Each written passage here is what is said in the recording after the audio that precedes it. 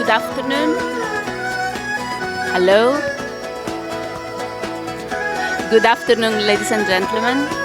Good afternoon and welcome to this session of the 2024 Asian Evaluation Week, which will seek to answer an important question on the role that actually evaluation plays in shaping the MDBs transformational agenda. My name is Simona Somma, and I am an evaluation manager at the Independent Evaluation Department of the European Bank for Reconstruction and Development. And we have with us today a distinguished panel of high-level representatives of the evaluation function at the MDBs. I will start by introducing and thanking our host for this amazing Asian Evaluation Week, Emmanuel Jimenez. You all know him. He's the Director General of the Independent Evaluation Department at the Asian Development Bank. Next to me, Mr. Gabriele Fattorelli. He's the Director of the Corporate and Thematic Evaluation Division at the Independent Evaluation Department of the European Bank for Reconstruction and Development. Ashwani Muthu, Director General of the Independent Evaluation Office at the New Development Bank. And last but not last, Eskender Zeleke. He's the head of the evaluation unit at the Complaints Resolution, Evaluation and Integrity Department of the Asia Infrastructure and Investment Bank. So before I start flooding the stage with questions to our panelists, I want to underline that this is a session that is supposed to be interactive. It is a conversation with our panelists. That's why we don't have a presentation. It's not because we are lazy, but it's because it's that too, in a way. But okay, you said it, not me. But it's really about engaging with them, and therefore I really invite you to ask questions to take advantage of this opportunity. We will have 2 rounds of questions, and I will open the floor to you after each round. Now, going back to the point, to the question of evaluation, whether we are making a difference. So why is this question important? Because, as you all know, the world faces a global polycrisis affecting human and economic development at an unprecedented scale. I don't need to mention the different crises that we are unfortunately exposed to. But what I want to mention is that a scaled-up effort is really required to address the current challenges. And to this end, the New Delhi Declaration put the multilateral development banks really at the center of solutions to try to solve these global challenges, and required us to become bigger, better, bolder, the famous 3 Bs, and to support a shared agenda for transformative development. So the question is, how can the MDBs fulfill this commitment? Of course, the MDBs come with a combination, with a package of knowledge, with affordable financing, with efficient risk management that is, a part of the solution, but only that is not enough. In this context, we firmly believe that evaluation actually can play a key role in supporting our institutions. And to this end, we have been, in a way, evolving in the past few years. We have been adapting to the context to remain relevant and also to enhance our influence. But not only for these reasons, also because we have a pressing request from our boards to actually measure impact and make sure that the billions that are invested are actually used to do the right things in the right way at the right time. So for us, for the evaluation function at the MDBs, this has meant to basically reroute in a way our instruments, our processes. We have introduced innovative evaluation methods, new products for, let's say, to enhance the timeliness and usefulness of the evaluation. We are fostering cross-departmental collaboration, for example, to enhance impact measurement. We are allocating resources to evaluation capacity development, and we are innovating. We are engaging more and more with artificial intelligence. I won't talk about this because we have a panel later on this, but just to say that we are really trying to be as proactive as possible to support our institutions and at the same time to support the evaluation and results measurement culture within our own institutions and also outside, of course. Is this enough? The answer is no. It's not enough if we keep it within our own institution. If we work in silos, this is not sufficient. So the idea is really to go beyond our institutions and really make an effort to enhance cross-institutional collaboration, in particular to avoid overlapping and to actually foster the harmonization, in particular to measure impact and reporting. So, having said this, my first question, and I will start with you, Emmanuel. My first question is really to, first of all, do a kind of zooming in. IED is, has a track record in terms of evaluation influence, in terms of methods, in terms of capacity development, in terms of products. Can you share with us some recent examples? Floor to you, Manny. So thanks very much, Simona, and thank you to you and EBRD for organizing this session and for inviting me. I must admit, I was a little uncomfortable answering your question on the kind of influence IEDs had for two reasons. The first is it's a little bit ironic that we as evaluators, when we evaluate programs and projects in operations, we push them a lot on how do you attribute the outcomes that you say you had to what you did. And they could ask the same question to us. What kind of an impact are you having as evaluators? And I don't know of any rigorous study, to be honest with you, that actually addresses that counterfactual of what would have happened without the evaluation. But it's an interesting thought experiment. So what I say will be very much based on a bit of hand-waving and artistic license. The other reason that I felt a little uncomfortable is because, again, we pride ourselves on our independence. And here I am going to tell you about our influence, and I'm not very independent of the views that I'm about to say. So with those two things, let me give you some examples of where I think we might have had an influence and what. Just three examples then, three types of examples, and I'll give some sub-examples of each.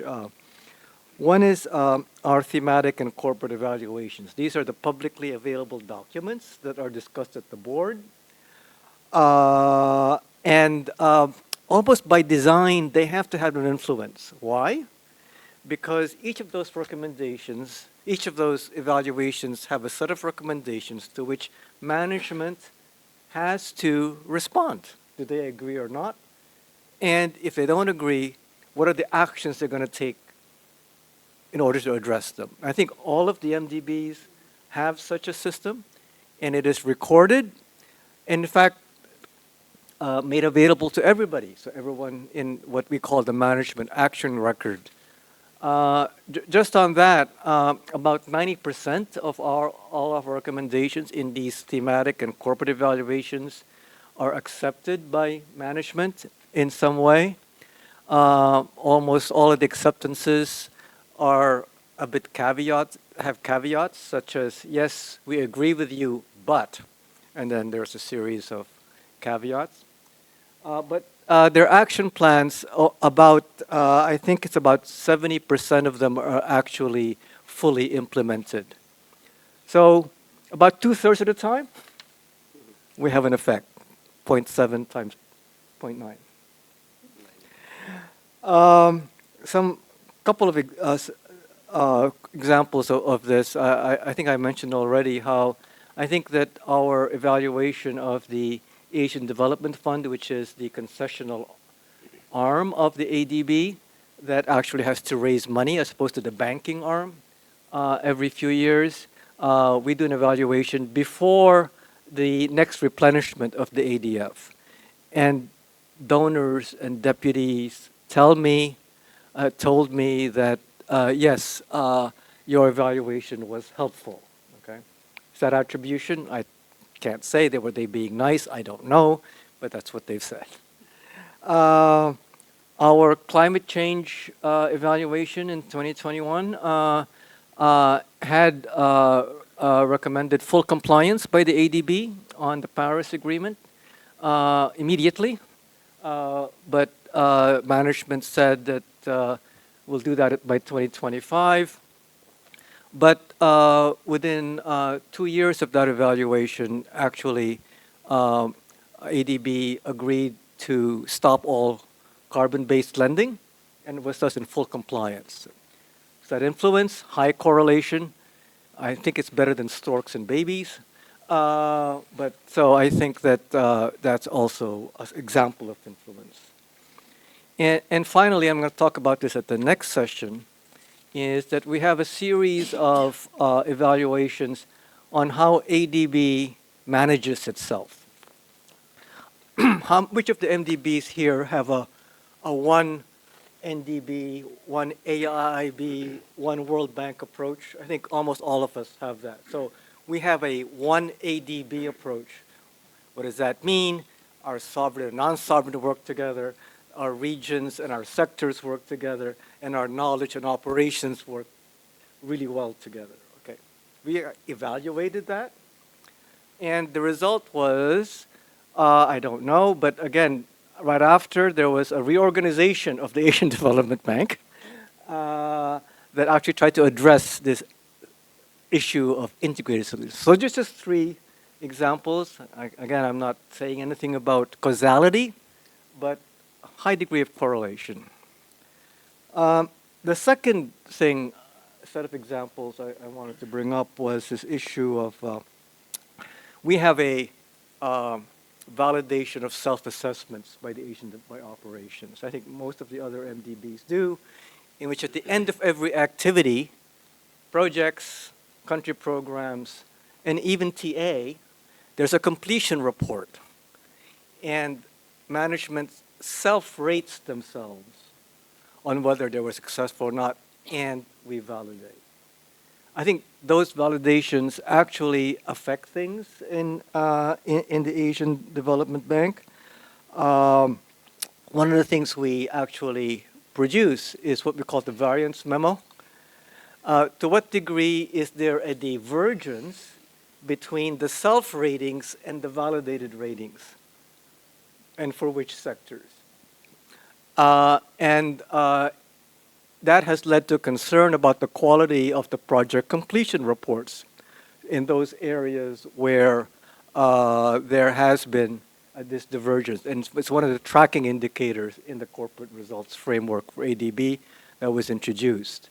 I was pushing them even harder that to go the World Bank route, in which it actually was in the corporate results framework. And I remember when I was a a manager at the World Bank, I was always monitored on my department's realism which was whether or not our self-assessments matched those of independent evaluations. At the country level,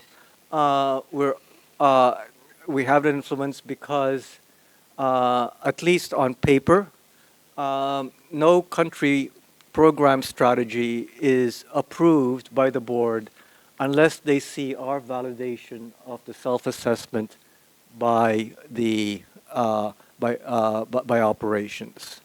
And it's a little uncomfortable because we, in fact, stand in the way of the next CPS, country program strategy, so that's an issue. The last set of examples I want to tell you is about our learning side. So one of the things we do to try to influence our organization is try to help our development member countries and our partners directly through the AEW, among other things. You will see we strategically invited some board members to come here. And I think that helps them understand the context that we work in.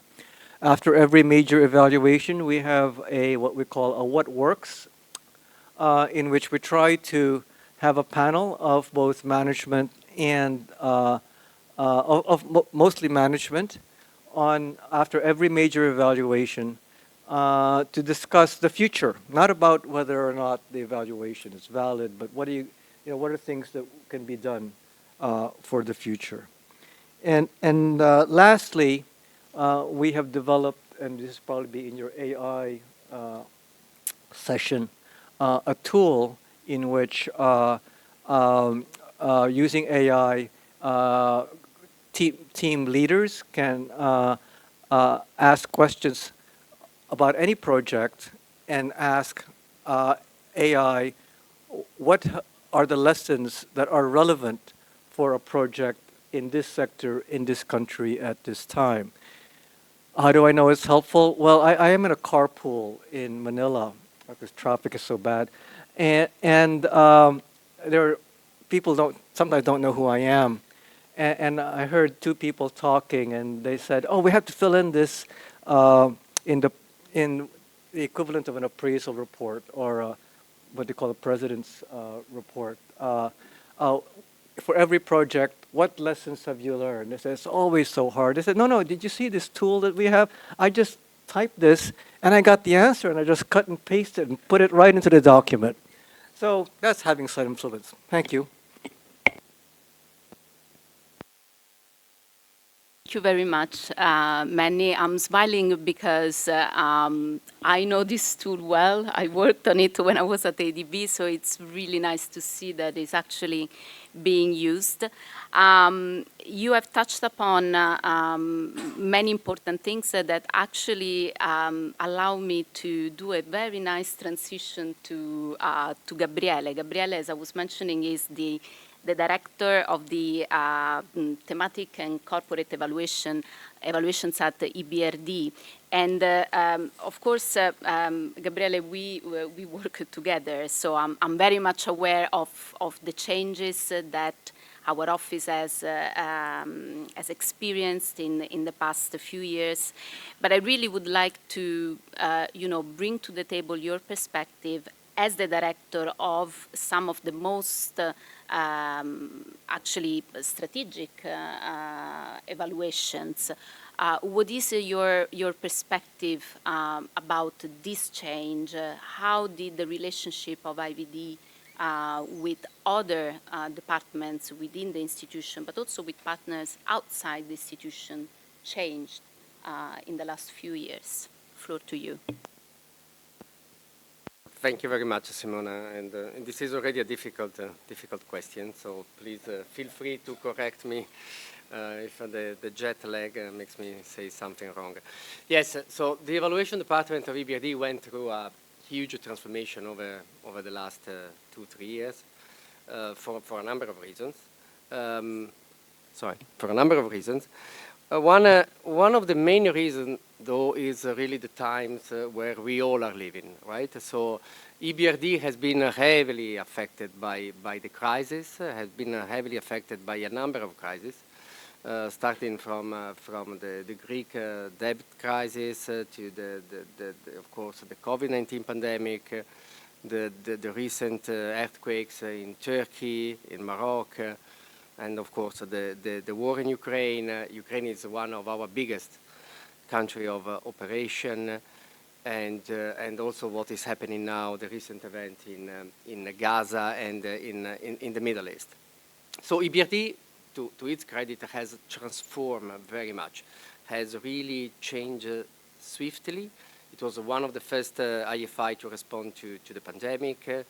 It was one of the first to provide support to Ukraine. And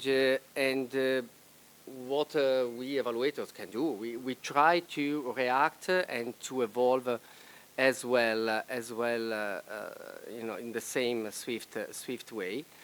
And that was a great opportunity. That was a great opportunity to some extent for us to rethink about our evaluation toolkit, to rethink about our methods, and in this context of crisis, to really reflect on how evaluation can make an impact. Now, I do agree very much, Manny, that we are biased, so we cannot really say how influential we are or we have been. But as you provided 3 examples of how evaluation can be influential in ADB, I maybe give just 2 examples, so try to be more humble. 2 examples of how the evaluation department in the EBRD made some differences. I mentioned crisis, and in the context of crisis, the most important thing that we learn is collaboration and cooperation with the counterparts, right? Which brings to the questions about independence. We evaluators always say independence does not mean isolation, but it always comes with challenges and concern to the extent that we are able to cooperate with management, with the counterpart, without compromising our independence. We prepare a real-time evaluation of the EBRD response to the pandemic. And that was a very interesting first example to find new ways to cooperate with management. And the focus was how we measure the impact of an institution in a context of crisis. It is influential, it was influential, or we think that it was influential, because the board asked us to extract a few key lessons for improving the operation of the institution in this context. We didn't know at the time that there was a new crisis coming just behind the corner, right? And, but it was great, it was to some extent very interesting to see how the bank, how EBRD was so flexible in integrating in the package for Ukraine the lessons and the evaluation insights were coming from our assessment of the COVID-19 pandemic response. On the collaboration also with our colleagues, we are partnering with ADB and others through the ECG network in developing a sort of guidelines to implement real-time evaluation, rapid assessment, early stage evaluation in a consistent manner. And I think that is a great, this is a great opportunity here to learn how to speak the same language. And maybe let me conclude to say that EBRD is also transforming to become, like our colleagues in EIB, becoming a green climate bank. One tool that we developed that was quite useful for the institution was revamping the concept of availability assessment. So we developed a framework around availability in principle, in practice, and in use, basically helping management to think about how to develop a framework, an overall framework to have a better understanding of the impact of our green finance. The theory of change behind the impact pathways connecting our project to larger market effects. And I think that was another useful example that really can make us reflect how we can be collaborative without undermining our independence. Thank you. Thank you very much, Gabriele. Indeed, very important points on the flexibility of the institution, but also on our own flexibility to respond, especially in times of crisis, but also about being creative. I mean, as you said, independence does not mean isolation, but we need to be creative in finding ways of collaborating with management. Thank you for that, and I'll now give the floor to Ashwani Mutu. Ashwani, you are the Director General of the Independent Evaluation Office at the NDB, and this function is really growing rapidly under your guidance. Can you share with us your experience in setting up the function? What are the challenges? What are the main areas of influence in your organization? Floor to you. Thank you very much. Let me start also by congratulating the ADB and the AFDI for organizing the 2024 edition of the AEW here in Shanghai, and we hope you'll come back to Shanghai again in future editions of the week. So, and just to comment on Simona's introduction, that we seem to be going rapidly. I took over in April 2022. I started my job as the first DG in NDB for independent evaluation in April 2022, and we already had completed our first evaluation by December, or was it November, I think, of the same year, and we presented the results in a seminar like this in New Delhi. It was an evaluation in India, and my own senior consultant made a statement in the plenary that this is a great evaluation, but Ashwani seems to be in a hurry to get things done. And so then I took the floor. In my response, I said, I don't actually agree with him. I'm not in a hurry at all, but actually I'm in a lot of hurry to get this office up and running. But having said that, let's come to the topic. I'll make one comment on influence and link that to culture, because I believe promoting evaluation culture is a driver for achieving influence. So maybe I'll focus more on the building of the culture in the NDB as a way to achieving influence. But before I do that, I also want to share with you one example from my experience related to influence to complement what Manny and Gabriele have already mentioned, that there is also a time dimension to influence.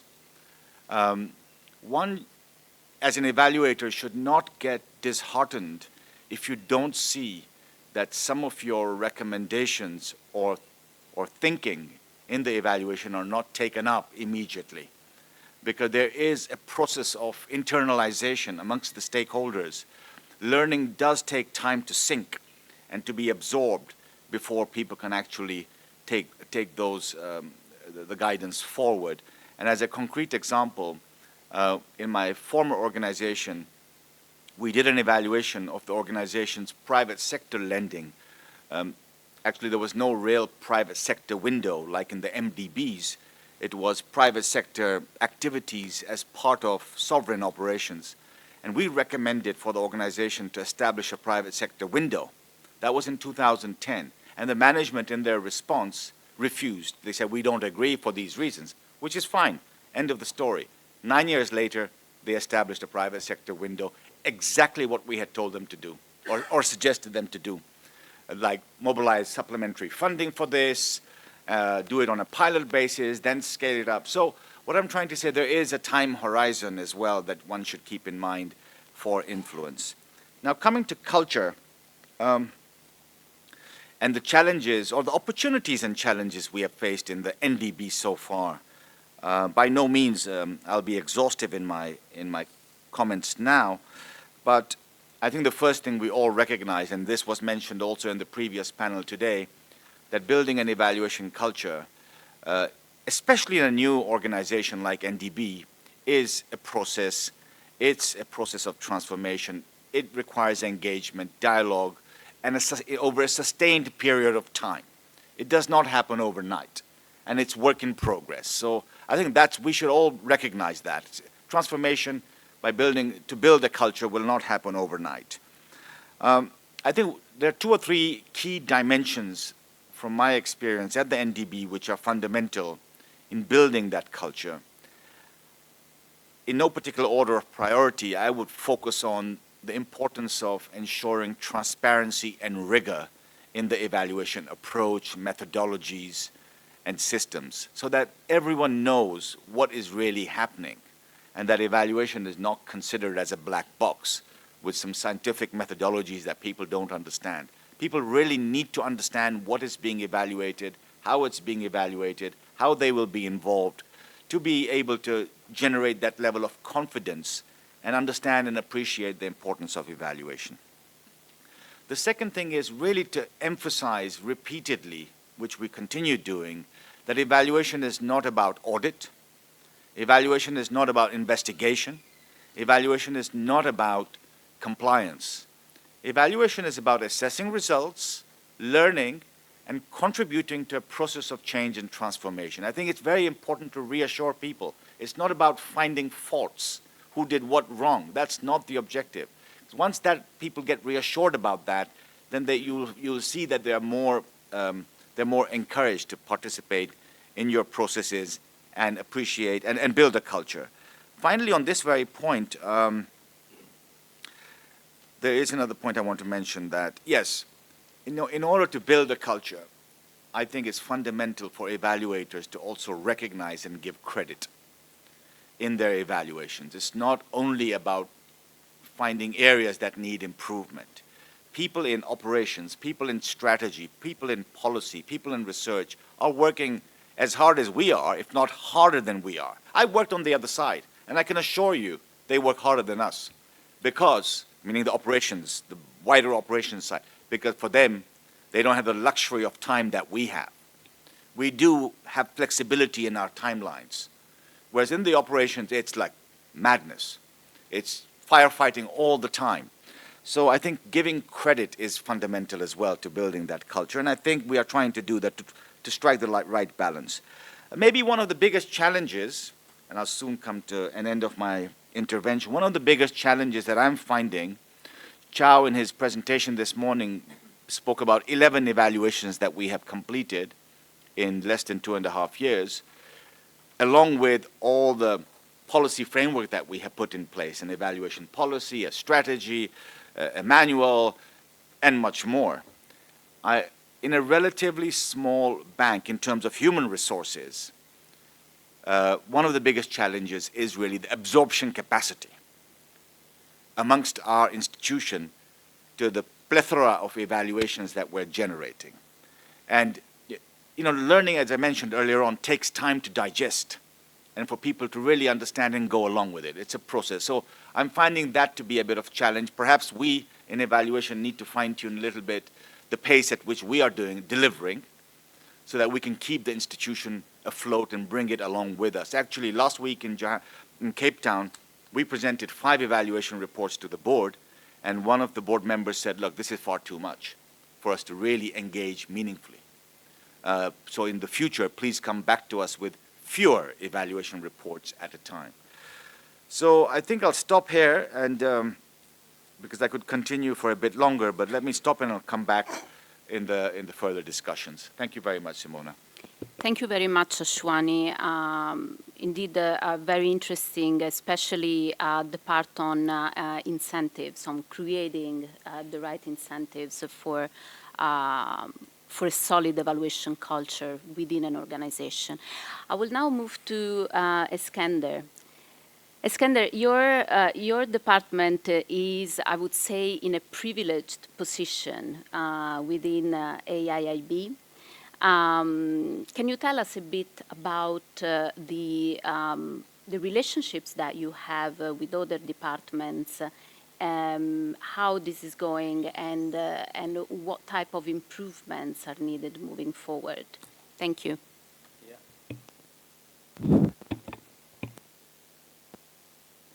Thank you, Simona. I also want to start by congratulating Mani and for organizing such a wonderful session. As the last speaker, I have to always start as they said, as Mani said. So anyway, let me jokes on the side. So I think, Gabriela, you said we need to find a creativity to find a balance how to engage. If you are really looking for that creativity, AIB is the right place. So in AIB, we have a motto says independent but engaged. What does that actually mean?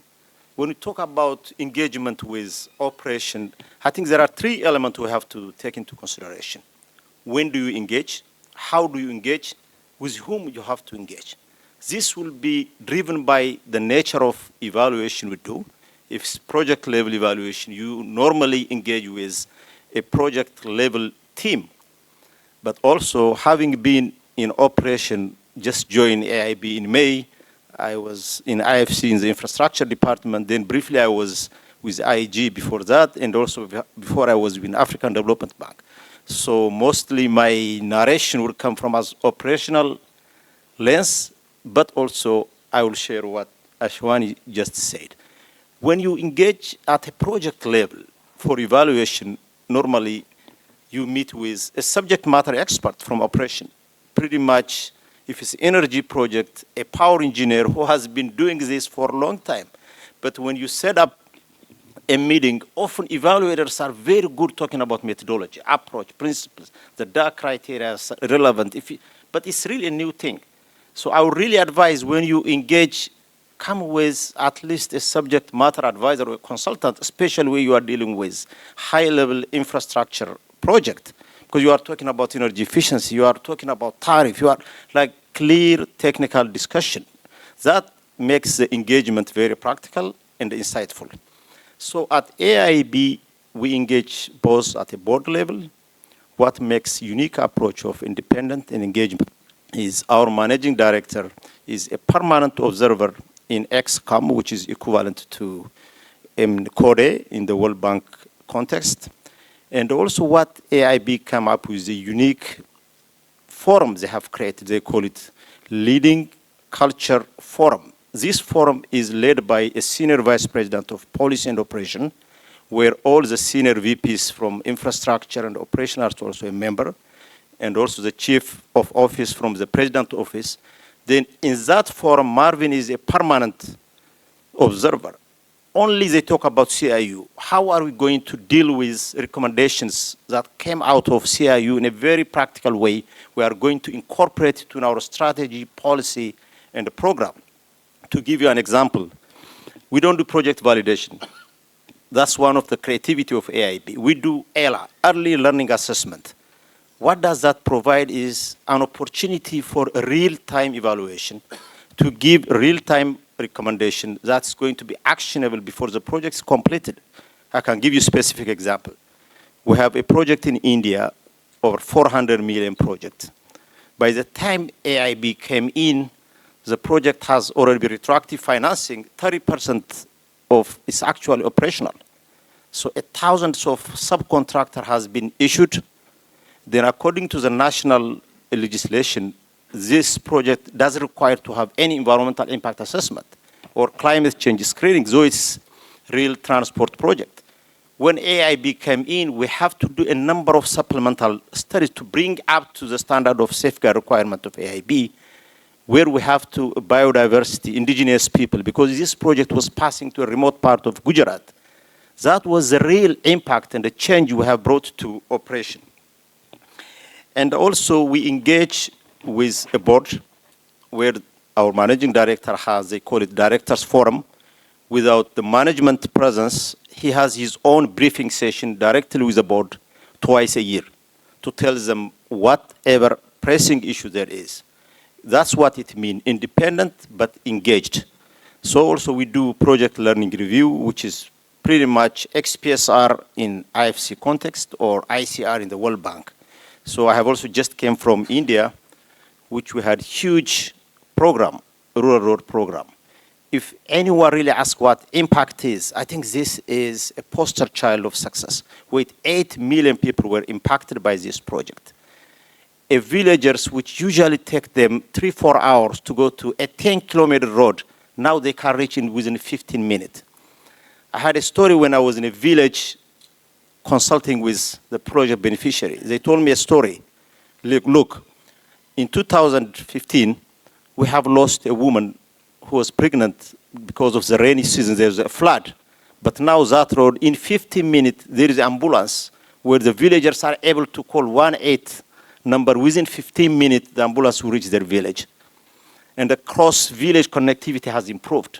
Health care access improved, especially also in schools, where now the dropout has significantly reduced, because in the previous rainy season, kids are not able to come to school, but now within 15-20 minutes, they can come and attend.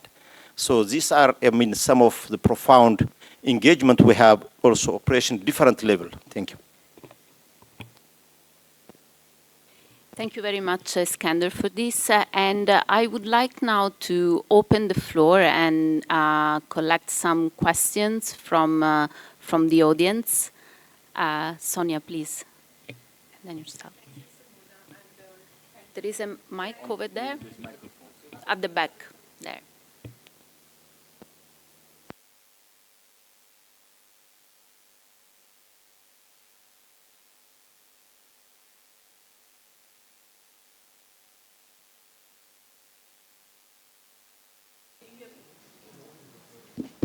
Oh, yeah, okay.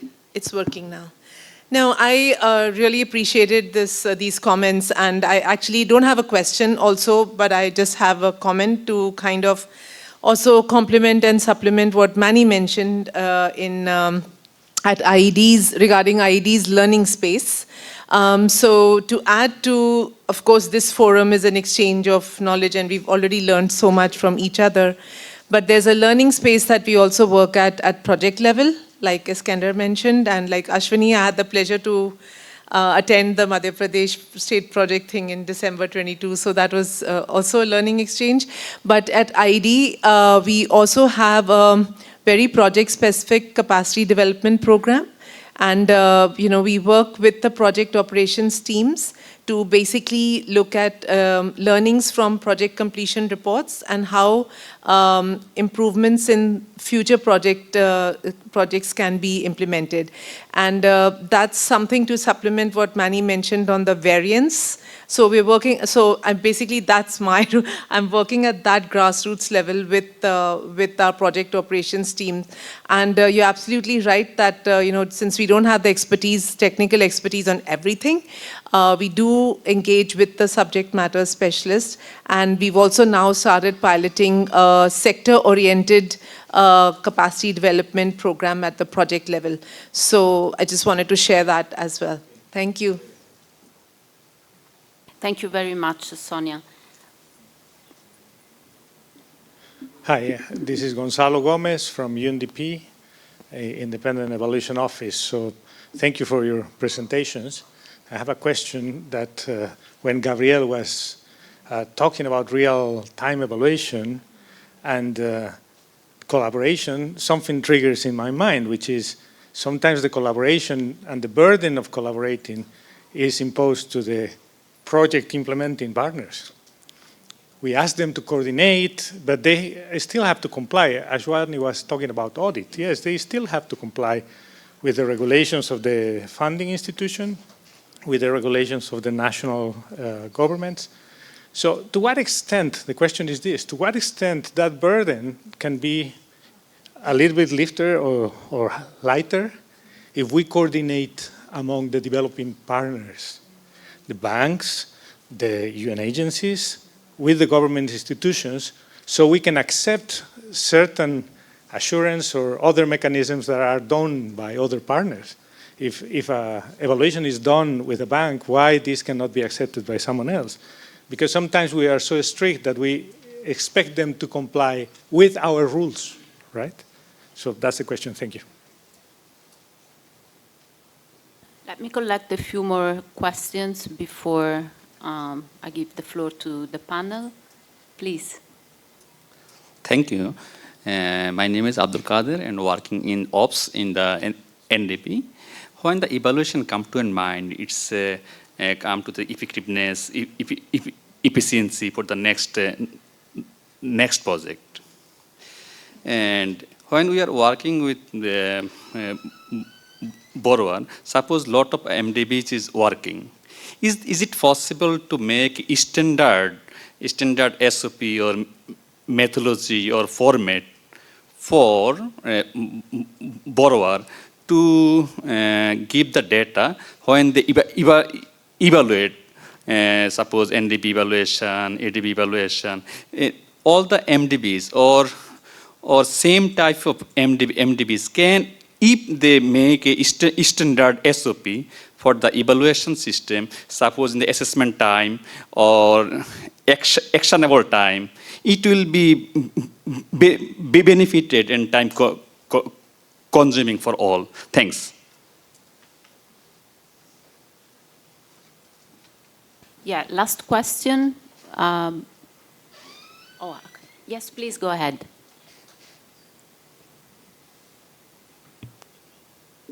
My name is Samar Ehsan. I'm Additional Secretary at the Ministry of Economic Affairs in Pakistan.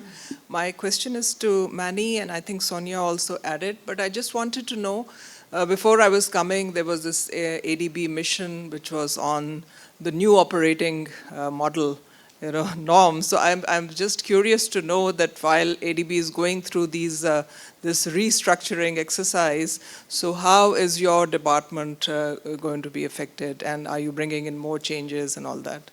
Thank you. Thank you very much. So perhaps, Manny, would you like to start? No, so let me just address the question on the norm. So the new operating model of the Asian Development Bank, as I said, is a reorganization of the institution to try to position the institution to be more responsive to the developing member clients. So we in evaluation are not directly affected, but obviously what we evaluate will be affected. A couple of things I think that come to mind is one is that one of the ways is possibly that more of the staff will be decentralized to the field, and that might mean for us that our counterparts will be more located in the field and what we're evaluating. It's a good thing, I think, in many respects, but that would be a challenge. The other is that I think that in substance, for example, if the ADB succeeds in having a more integrated approach to its sovereign and non-sovereign lending, we would probably have to think, to the extent that there are new products, we would have to think about what that might imply. So. Thank you very much, Manny. Gabriele, perhaps would you like to respond to the question on the burden of collaboration? Thank you very much for the question. Actually, it ruins my following intervention. So, because I wanted to discuss indeed about what does it mean for our colleagues in operation, people affected, so on and so forth. But so it was a very important point. I think there is a bigger, putting that in the bigger picture. We all MDBs more or less have the same shareholder composition, right? I think that there would be a lot of value added in finding a way for us to work in a more systemic fashion, I would say, and to bring evaluation that complement each other. That is one. The second element is what it was discussed this morning at the plenary, you know, this concept of the country platform, right? Where also, maybe it's something that should be discussed a bit further, what is the role of evaluation in building this? The third point is the new technologies, and you guys in UNDP are experiencing with artificial intelligence, GPS, and so on and so forth. But still, I believe, and that was the message for my following intervention, still there is a need to think more together as evaluators. And I think that this Asian Evaluation Week can be an opportunity to start doing so. Thank you. Ashwani, I see you nodding.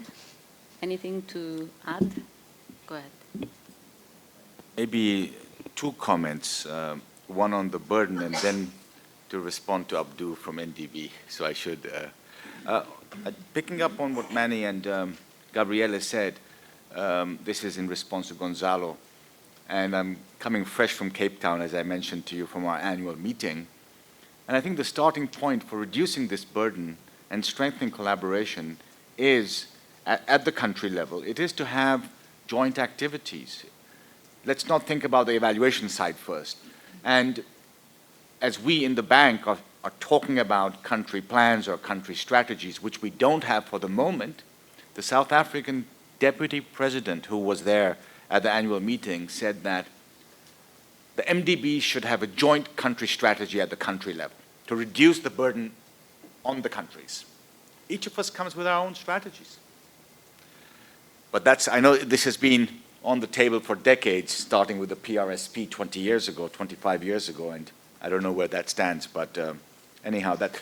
Now, more concretely, in the absence of these joint strategies and joint activities, personally, I'm a great advocate for joint evaluations, particularly of co-financed projects. We have just completed in NDB our first joint evaluation of a co-financed project in the northeast of Brazil, together with the evaluation office. It's not really the independent evaluation office, it's the Department for Impact and Research, because they don't have an independent evaluation office, of a joint co-finance project in the northeast of Brazil with CAF, the Latin American and Caribbean Development Bank. We've just issued the report, so it should be available on our public domain very soon. We have had conversations with Manny to see whether we could do something together with the Asian Bank and also with the AIIB. So I think, at least from an evaluation perspective, doing joint evaluations is a way, not only for reducing the burden, but of course, as we all know, it's for strengthening mutual learning, exchange of experiences, but even more than that. In my opinion, it also gives an avenue for strengthening the wider partnership between the two institutions beyond evaluation. And second and finally, on Abdul's comment on standard operating procedures, standard methodologies, I think you're right here too, and that's why, at least from an NDB perspective, we have issued a manual, an evaluation manual, which would bring some consistency to evaluations we do in different countries, some more transparency. But I think one needs to also recognize that even if you have a manual, it needs to be customized to even further, to the country level, to the project context, to the sector context, when you develop the actual methodology for conducting an evaluation. But, you know, the ECG guidelines are there, what do they call, the good practice guidelines are there, the OECD DAC criteria are there. These are all, you know, well-established and recognized methodologies, which I think most MDBs follow as well. Thank you. Just Iskander, go ahead. Okay. Just to add on, Abdu, I'm assuming you are from operation, I guess, from the nature of your question, right? So I think, let me just brief you a little bit what we do also at AIB. I think this is extremely important question you raised for creating harmonization. But what we do at AIB is, now we started with dealing with our portfolio management unit within AIB. That means with operation. How we are going to harmonize our rating system. both including the work quality of AIB and the work quality of the client. We're literally adopting like the XPSR IFC model. Particular interest would be, I think we talk often a lot about climate change, about sustainability, ESG, but do we really actually evaluate? And how do we track? I think Marvin is extremely passionate about, when he was in IEG, I remember he set up this unit, and at IEG, to my knowledge, is the only institution to this date who actually evaluate the impact of environmental, social, climate change, and the track at appraisal, at supervision, at evaluation, IFC, and a mega project where I was in that unit. So we are trying to also set up the same in IEG, in AIB. We recently also hired senior evaluation officer specialized in climate and sustainability. Thank you. Follow-up. I'm glad Sonia raised the point about the project-level training that we do for ADB staff. But I think Ashwani's comment reminded me that, in fact, those trainings are being jointly done with government. And it was really interesting to see the dynamic, actually, of both the government counterparts and the ADB operational staff learning about how the methodologies for evaluation and helping build an evaluation culture that goes beyond the institution, which I think is very important. Thank you very much, Manny, and thanks to you all for this very interesting question. Let me now move to the second part of our panel. I think your questions are actually paving the way to the next set of interventions, because our panelists have touched upon the state of the art, so what is currently going on.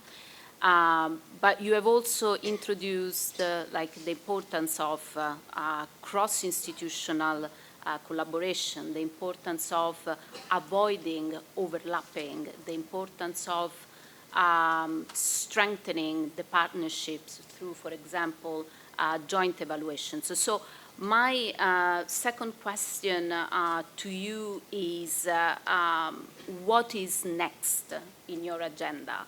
Do you have any practical examples of innovative areas where your departments are planning to work across the MDBs, especially to support the systematic knowledge sharing and harmonization of impact measurement and reporting, for example, to address the climate crisis, or more in general to further the SDG agenda? And with this question, I would like to perhaps start from Ashwani.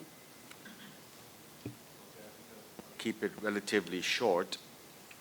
Well, first of all, it's a plea because NDB has requested for or applied for membership in the Evaluation Cooperation Group. So I hope that if our membership request is successful, then that would provide an opportunity and open up opportunities for collaboration and streamlining across the system. So, and actually a high-level delegation of the ECG is coming to Shanghai in the week of the 7th of October to make an assessment of NDB's preparedness to join the ECG. But on a concrete example, what next? We are planning one joint evaluation of our entire portfolio in Brazil, together with the Brazilian National Development Bank, the BNDES, next year. We have still to define specifically the scope and the theme of the evaluation, but in all likelihood, it's going to be around renewable energy and climate change, also so that we can anchor into the forthcoming discussions of the COP that will be held in Brazil next year. So that's a concrete example of what we're planning to do next, to try and keep working together, not only with MDBs, but in our case also the national development banks, national financial institutions are also equally important. Thank you. Thank you very much, Ashwani. And since you have focused on climate change, I'd like to pass the floor to Eskander, who's very passionate about the subject. Yeah. Please go ahead. Okay, thank you. I mean, as I have reiterated before, one of the areas we are now working is how are we really going to incorporate climate change in every evaluation we do? To have like a section, deep dive with evaluation and methodology criteria from project, program, higher plane or thematic or country evaluation. Because our position is unique. We are an infrastructure bank. Almost majority of our portfolios are either they will be impacted by climate change or they have impact to the climate change. So it's, I mean, abundantly clear we have to give priority to this issue, and which we are now working on. That is still not final, but hopefully by next year we meet this time, maybe we'll be able to share our methodology, and we're trying to also work closely with our operation department. And the other area also, as I said, we are harmonizing our evaluation methodology and criteria with operation. And really that helps also to enhance when you have similar criteria, like then that's much easier because you don't have, of course, you may have deviation on satisfactory, I mean, rating about whatever opinion is, but still it helps to bring to the next level. Thank you. Thank you very much. I'll now pass the floor to Gabriele for the next steps by EBRD. Well, more than for EBRD, I mean, a bit more in general. I have a slightly different view, I must say, so sorry for that. First of all, joint evaluation. So there was a study by GCD, I guess, 1 year ago. So they were looking at the all evaluation produced by UN agencies, bilaterals, MDBs over the last 5 years. And you know what is the percentage of joint evaluation of all this evaluation knowledge, this evaluation body? It was less than 5%. Less than 5%. Joint evaluation is to be a great tool, but we all know. I mean, it's something that it's something very nice to say. Shwani, I agree with you. Something that would be great to implement, but it comes with a lot of challenges, right? Now that brings to you know, a further reflection. So we all evaluate you know, our own institutions' activities, EBRD operations, ADB operation, and so on and so forth. But what is the total of that? So there is no really, except maybe for the initiatives that UNDP is actually leading on the SDGs right now, that I'm supporting. But there is not really an effort to have an understanding of what is the total. What is the total impact of all the development institution? We must, I think, I'm afraid that we need to acknowledge that we reach a certain plateau. So we all share information to some extent. In our evaluation report, we always include findings from others, right? We try to do joint evaluation. We also try to exchange stuff with secondment, and it's something that we, in EBRD, we try to do with other institutions. Also, our criteria, I mean, are quite, I mean, our evaluation toolkit is quite, I don't want to say outdated, but there was not big innovation over the last years. The GPS from the Evaluation Cooperation Group is like what, 15 years old, something like that. The DAC criteria have been reviewed a few years ago with not much innovation, I would say, although they remain, of course, very solid and valid. So I think that there is really a need to think how we can work together in a more systemic way through our network. For example, we were discussing, you know, for the MDBs, our counterpart have a working group on managing for development results. It could be great that the ECG and, for example, and this working group find a way to collaborate better together. That was also in the context, Ashwani, you mentioned, there is a G20 Commission report prepared by ODI with a number of recommendations, including for evaluation on how to better share practices and to harmonize result measurement. So I think that having this discussion is very important and is more urgent than ever now. Thank you, Gabriele. Manni, please. No, thanks. Just three observations from my side. One is I agree with Ashwani that the easiest fora for joint evaluations is joint programs. And even then we struggle sometimes. I think that's coming because the MDB agenda is going to force more jointness.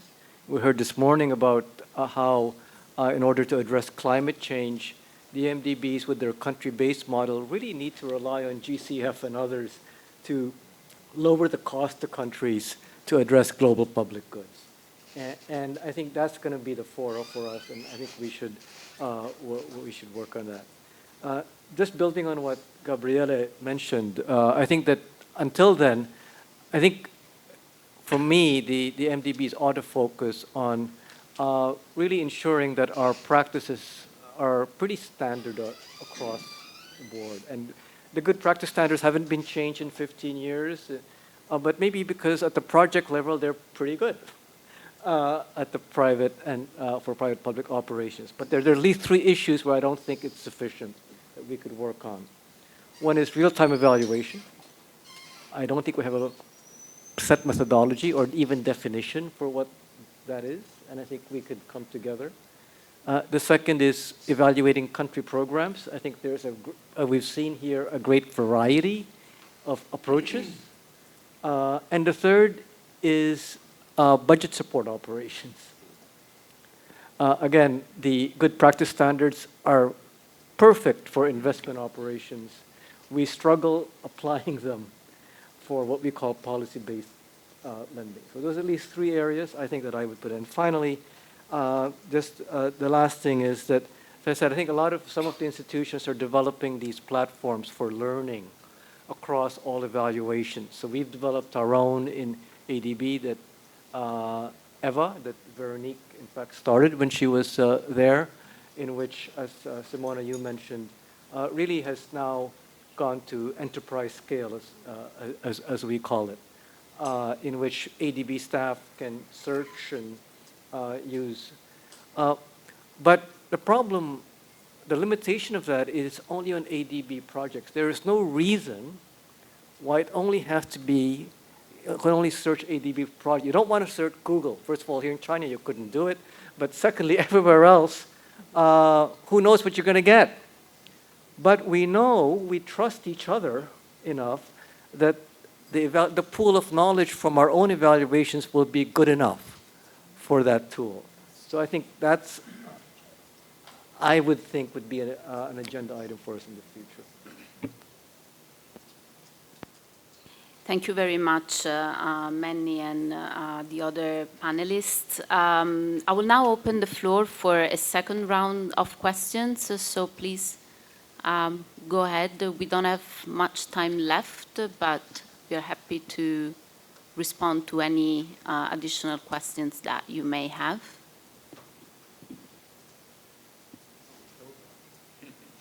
We killed you.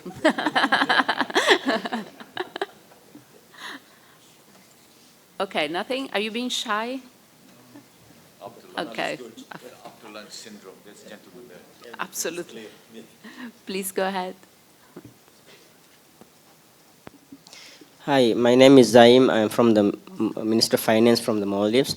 I also come from an audit background, and Ashwani said the evaluation is not audit, it's not compliance. But in the Maldives, we are actually trying to establish the internal function and strengthen the internal function in the Minister of Finance to oversee the audit of the various sectors in the government. We have a decentralized model of internal audit at the moment, and we have been trying to rolling out also. And there's challenge in actually recruiting staff because of the shortage of internal tasks also. So I was wondering whether because you talk about the independence of the evaluation function as well, I was wondering whether actually we could incorporate the evaluation into the internal function. Yeah, thank you. Thank you very much. Anyone else? Please.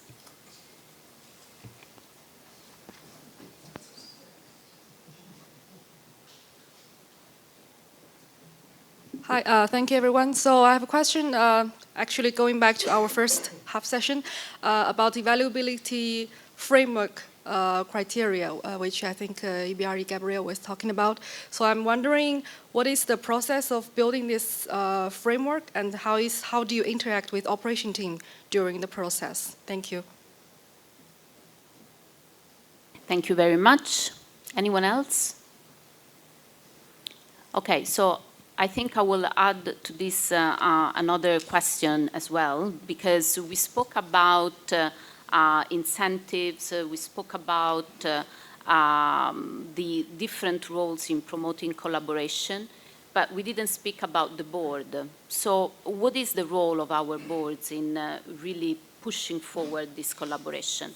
I will start from Gabriele this time. Well, actually, I mentioned the board in the sense that we never thought that, we of course are all aware that our shareholders are across the MDBs pretty much the same. They speak among each other. So I think there is a lot of value in bringing certain kind of evaluation providing the bigger picture. But I let my distinguished colleague to elaborate on that. I wanted to respond very quickly on the vulnerability assessment, which is something that we revamp. It is based on the very, very famous framework developed by the UK Development Agency in around like 2015, the Davis framework. But the interesting thing is that the two is made in a way to ensure that the result of future operation are verifiable in a credible fashion, right? So it is built around developing, of course, a theory of change that is not just the narrative. It goes through the result chain and to the selected indicators, but it's also the use of the information. So what do you do with this result, right? So that is a way to work with management while preserving your independence and ensuring that the future operation or future policy can be available. And that is the lesson that we learn. It's very useful in the context of climate-related operations, and happy to discuss bilaterally about that. Thank you. Thank you very much. Manny? Just one observation on the boards of our institutions. Yes, we have a lot of overlap among board members in terms of countries.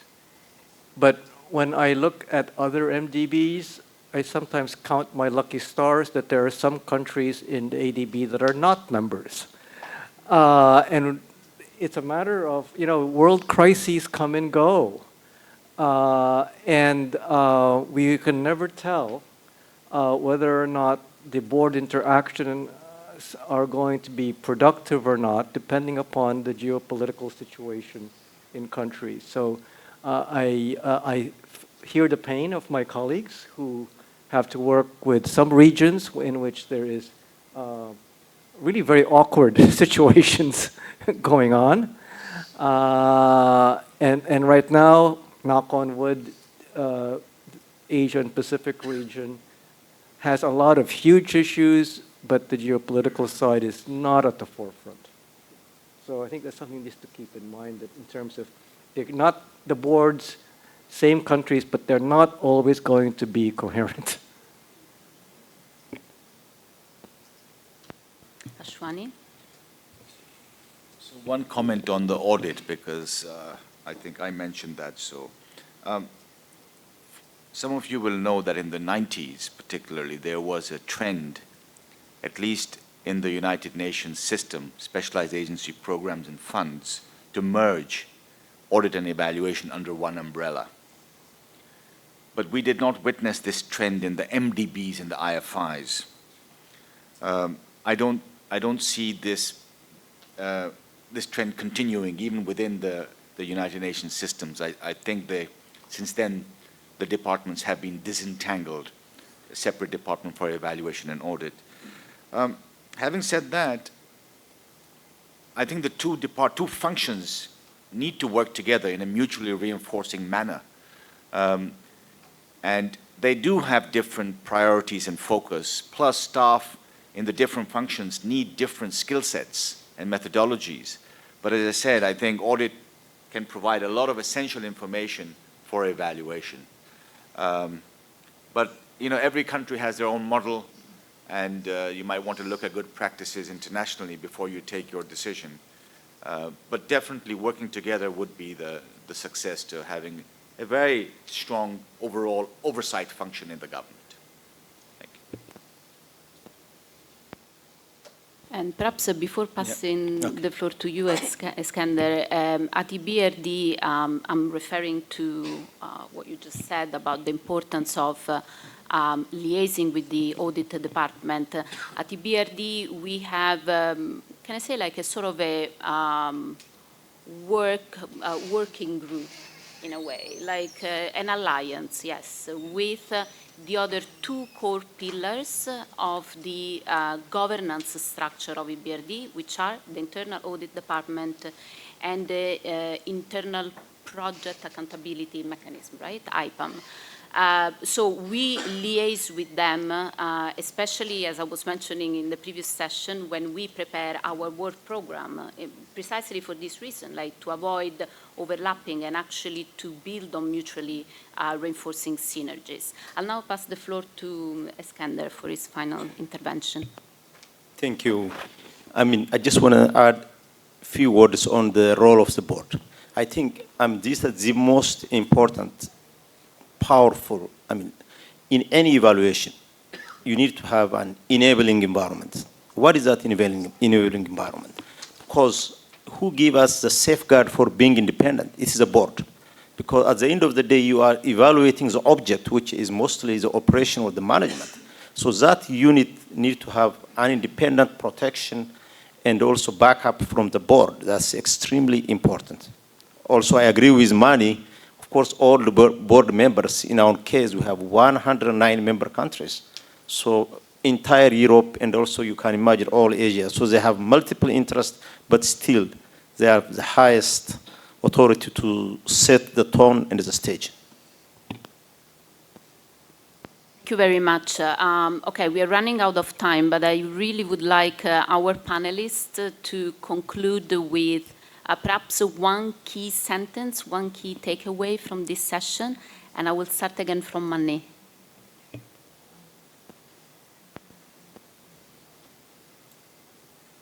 Influence is really hard, and I think that we as a community could do ourselves and the world a favor if we actually put our minds together and put together a method for actually systematically assessing when it is and when it's not that our evaluations are having an influence.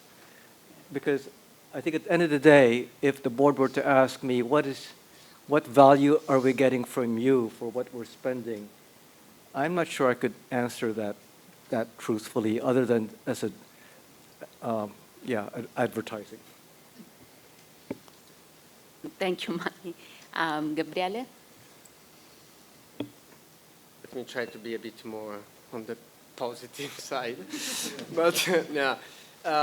No, my reflection is about what I was saying. So evaluation can play a key role in helping the MDBs, the IFIs work better as a system. Still, I strongly believe that we first evaluators needed to learn ourselves how to work a bit better all together, and I'm grateful to this opportunity at the Asian Evaluation Week to start in doing so. But by the way, I'm not saying that we don't have an effect, just I think we have to work together to try to show it. Let's share the microphone. To start with.